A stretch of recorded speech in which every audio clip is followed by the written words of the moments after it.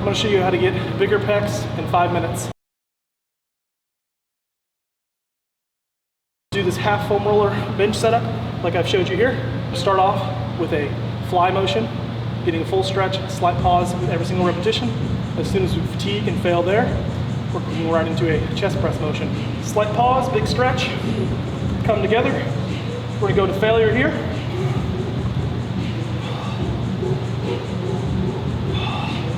And then as soon as we fail, pause, press, pause, press.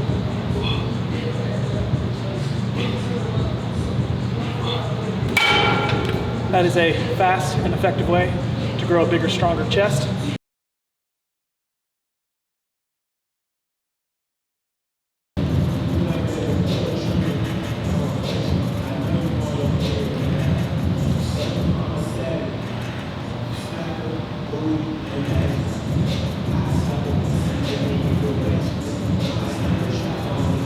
What is going on YouTube today? It's a Saturday, quiet day at the private gym.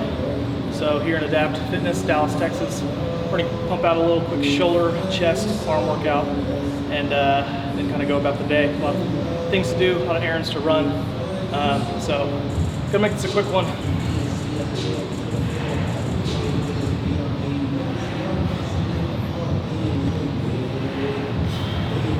Personally, there's nothing that beats the cables when it comes to kind of front raises, lateral raises, posterior delt raises. Just keeping the tension the whole time, keeping the intensity really consistent, able to really isolate the muscles without creeping into traps or any other muscles that might take away from the delts. That's a rookie-ass mistake.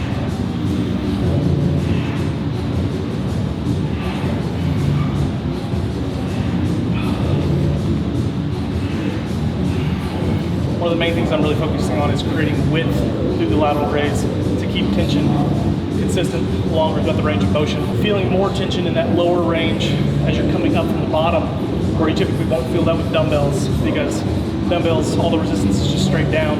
The cable, that resistance follows the path of the cable. So to me, more consistent, better stimulus in the target muscle the entire time. Kind of just fallen in love with cables lately.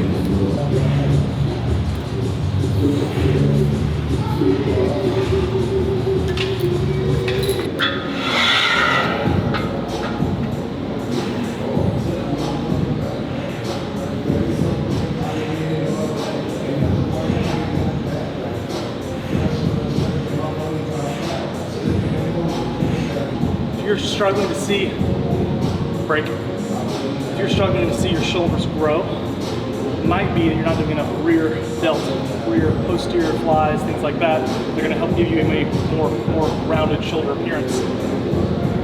I know for myself, it's one thing I typically neglect and allow my back days, pull downs, rows, things like that to try and grow my rear delt, but not isolating as much as you would maybe medial and front delts.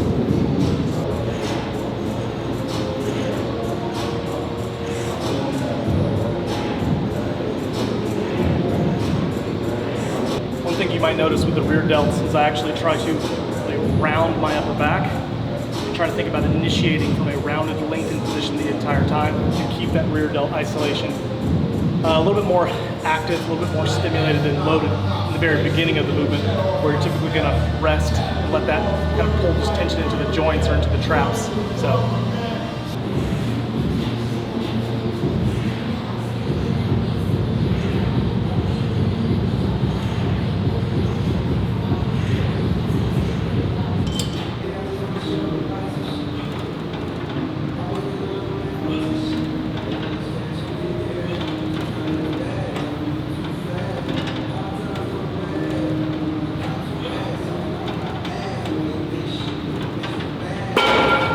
When prioritizing how we load a muscle, we think about it, if we do so much volume, so many reps prior, kind of take away from your ability to heavily load the muscle. So with shoulders, my emphasis today is to try to push the weight up a little bit more, increase the overhead pressing strength.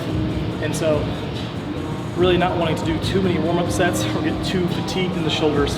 Gonna work up weight, get to a heavy weight, and then maybe push to like 10 rep max range. And then, as I can't hit that 10 rep max range anymore, dropping down and hitting more volume.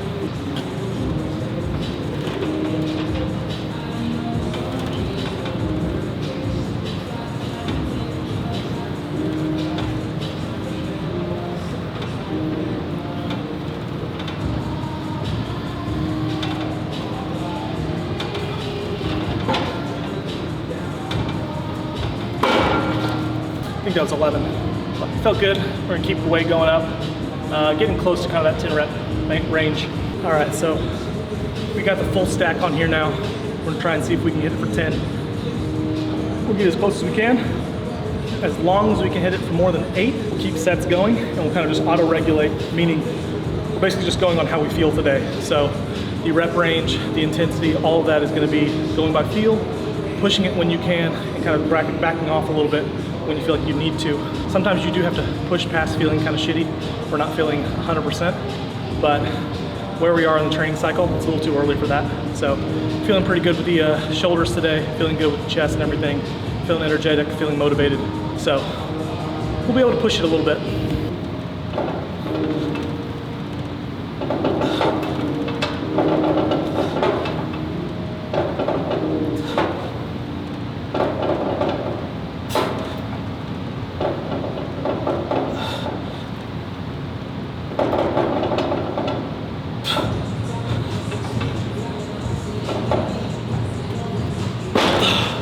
Close, almost got 10 there, but I think we failed on the 9th. Might have been 9.5, might have been 8.5.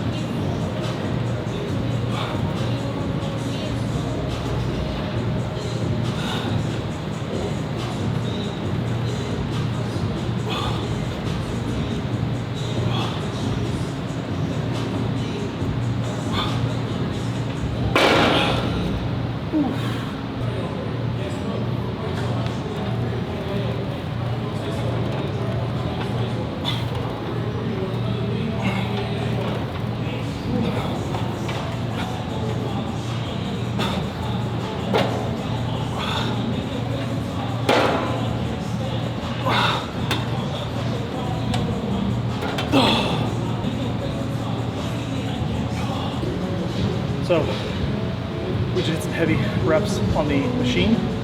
We're gonna get a little bit lighter, more volume with the dumbbells. Just trying to maximize range of motion, get a really deep stretch in the bottom position, and then be able to press from there.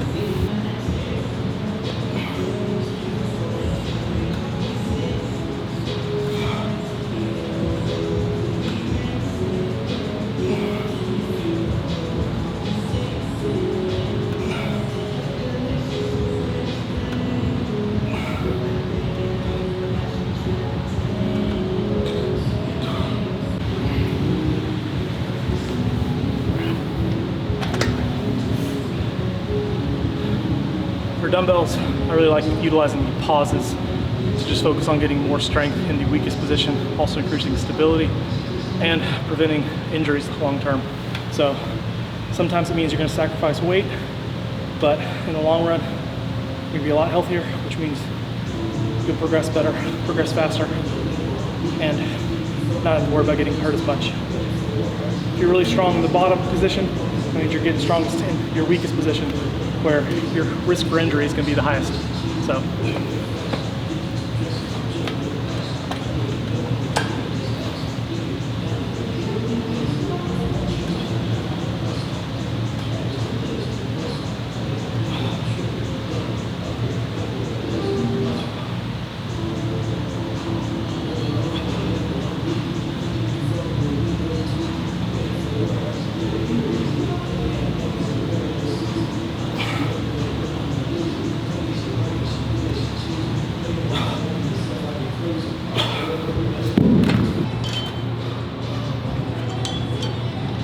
One of my favorite machines for push days is going to be this seated dip motion. Probably just because I really enjoy dips, but sometimes I don't really want to deal with adding weights or getting belts or anything like that. So using a seated dip machine, I can really load this movement, keep my shoulders really healthy, help kind of grow the sternal pec a little bit, keeping the outer pec into the shoulder joint a little bit healthier from that deep stretch with that internal rotation. And I really find that this movement really helps my pecs, front delts, and triceps really grow and pop.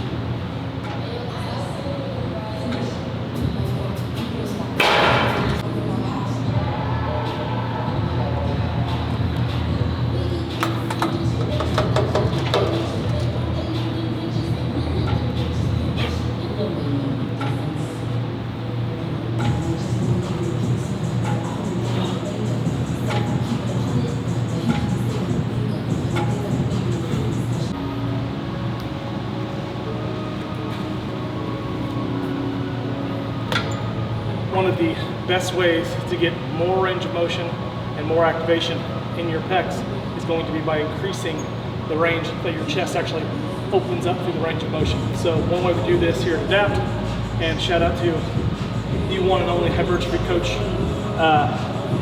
Basically all we're doing is we're doing a half foam roll on the bench to kind of align the spine, kind of the thoracic spine. And all you're gonna do is do your motion with your spine elongated kind of on the peak of that half foam roller. That's gonna open up the chest more, increase the range of motion, and increase the stability in your scapula.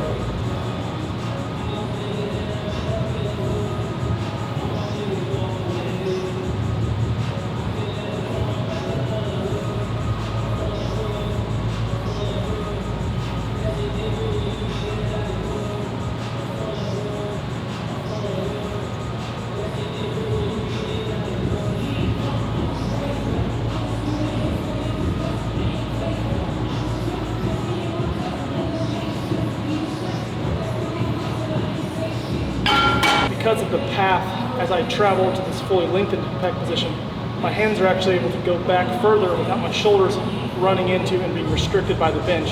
So as long as you have good range of motion in your shoulders without too much pain or anything like that, you can add the half foam roller in this movement to get a deeper stretch in the pec, get stronger, get bigger, faster.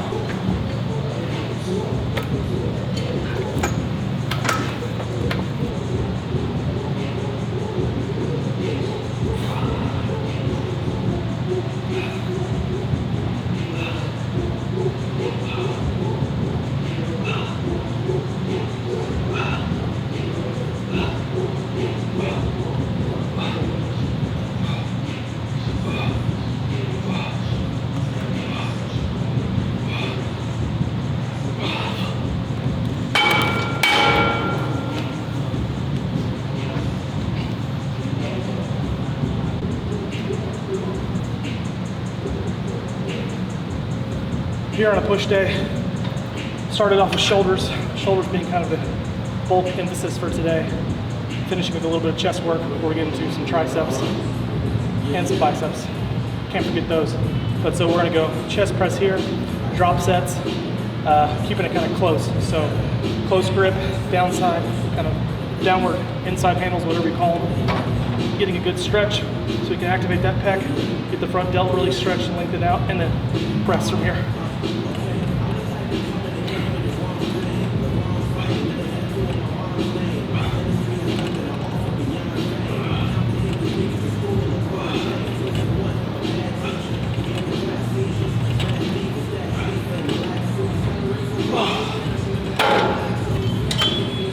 We're just going 5 sets, dropping each set, going to failure, keeping the rest pretty short.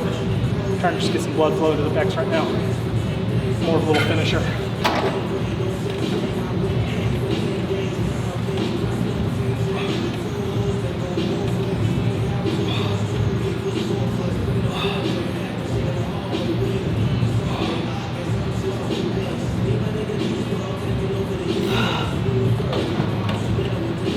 Set number 3.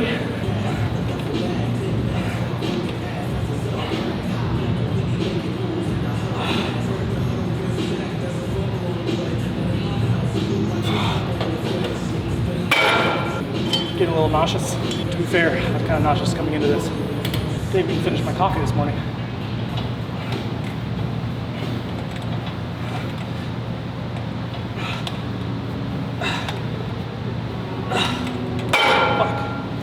So, dropping plate by plate, each plate's 20 pounds. Last set, 100 pounds less than the original. 90 pounds right now.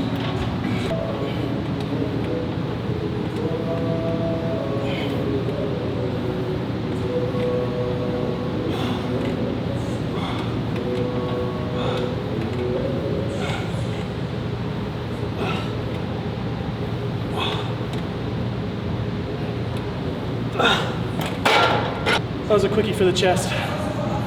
Flies, cable presses, dips, machine press. I'm gonna try and knock out our arms pretty quick. Supersetting biceps and triceps because I'm hungry and nauseous at the same time. So first off, we're just gonna start off bicep curls to failure. Once you fail here, we're dropping down. I'm gonna go close grip, really tricep dominant push-ups.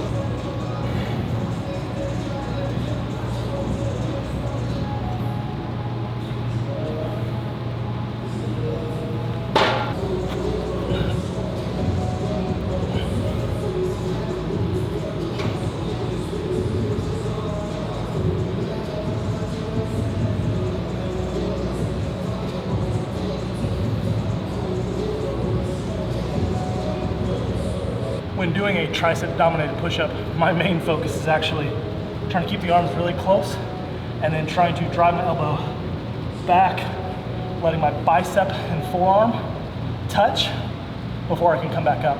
A little different than your regular push-up where you can try and get the shoulders and pecs really involved. The tricep push-up is gonna look a little bit more like this.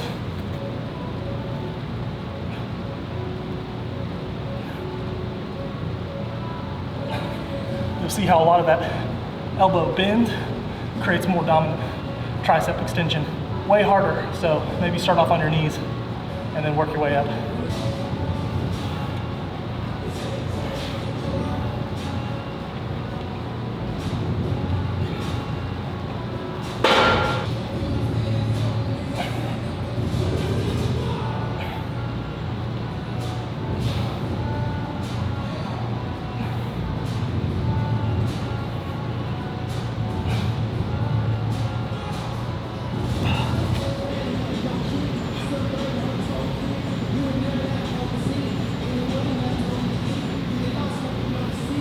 One thing I really like to emphasize is creating a little bit of torque at the top of the peak contraction of the curls. So when I'm curling, I actually think about turning and rotating my wrist to create a little bit more torque and contraction, rotating the supinators and the pronators in my forearms. So that little bit of rotation, you can do it yourself at home. If you rotate your wrist and try to think about elevating and rotating your pinky to the ceiling through that contraction, you'll actually get a greater peak contraction in the bicep.